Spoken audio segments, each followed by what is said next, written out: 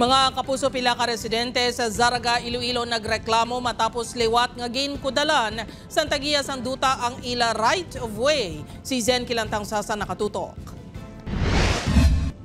Liwat nga nagpinitin siya ang mga residente diri sa Sitio Tondo, Poblasyon Ilaya, Zaraga, Iloilo matapos nga ginpasiraduhan ang right of way pasulod sa ilang mga balay kahapon sang aga. Ginatudlo nila nga nagpasira amo si Jasmine Bolivar. Ini ang bata ni Venus Bolivar nga una na nga nagpasira sang pribado nga lote sang tinalikdan nga tuig matapos nagluntad ang sunog sa lugar. Sadto nga tion ginpahayag ni Venus nga ginapanag-iyahan sang pamilya sang iyabana ang duta.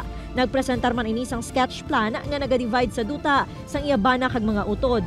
Suno sa mga residente wala sila ginpahibalo sa pagpanira. Nakibot na lang sila sang ginkudalan na ang right of way. Giyata mo na tawo. Pero aron takon mga 58 ko. Ang among mga ginikanan mga sobraron manubintaan Diyos rong giagaistar. Ang right of way nga problema lang namon diya ako ano maabtan kami sakit. Way kami agyan kay tungod sirado. Tig yung diya kami maagi, madalom da ang laohay man kataramnanan. Tigo tamo kada nga to sa sarakyan patay ron mga pasyente. Ginpahayag sang punong barangay nga ginpangitaan nila ang pamilya Bolivar sang proof of ownership kag permit sa pagpakudal apang wala man sang may ginpresentar. Naghahatag complaint ang pumuluyo sa Tabo Agapon.